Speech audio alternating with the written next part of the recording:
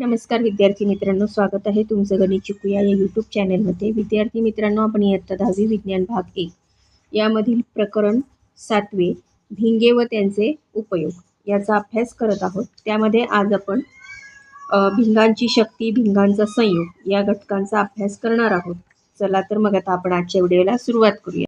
आता भिंगांची शक्ती, आपाती प्रकाश किरणाचे अभिसरण किंवा अपसरण करण्याच्या भिंगाच्या क्षमतेस भिंगाची शक्ती P असे म्हणतात।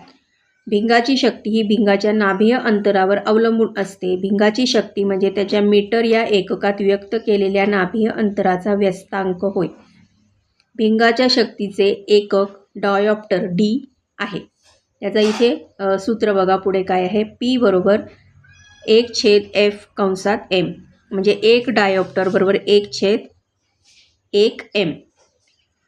आता भिंगाचा संयोग, नाभीय अंतरे F1 आणि F2 असलेली दोन भिंगे परस्परांना स्पर्श करून ठेवल्यास संयोगामुळे त्याचे परिणामी नाभीय अंतर F हे पुढील सूत्राने दाखवतात। आता ते सूत्र आहे 1/f बरोबर 1/f1 अधिक 1/f2 आणि P1 आणि P2 ही दोन भिंगांची शक्ती असल्यास त्या भिंगांची परिणामी शक्ती P म्हणजे दोन भिंगे परस्परांना स्पर्श करून ठेवल्यास त्यांच्या संयोगी भिंगांची शक्ती ही दोन्ही भिंगांच्या शक्तीच्या बेरजेइतकी असते, म्हणजे P बरोबर P1 अधिक P2।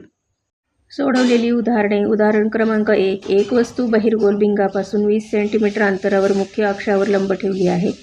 जर वस्तूची उंची 5 सेंटीमीटर व भिंगाचे नाभीय अंतर 10 सेंटीमीटर असल्यास प्रतिमेचे स्वरूप, स्थान व आकार सांगा। तसेच वस्तूची प्रतिमा वस्तूपेक्षा किती मोठी असेल। दिलेली माहिती आपण इथे लिहून घेतलेली आहे। आपण भिंगाचे सूत्र इथे वापरलेलं आहे 1/v वजा 1/u बरोबर 1/f।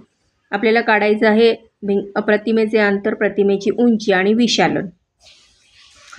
आता इथे जे वजा 1/u आहेत ते आपण उजव्या बाजूला घेतले आहेत। आपण आधी v काढून घेऊ प्रतिमेचे अंतर। त्यामुळे इथे आपल्याला चिन्ह बदललेलं आहे, वजाचं इकडे अधिक झालेलं आहे।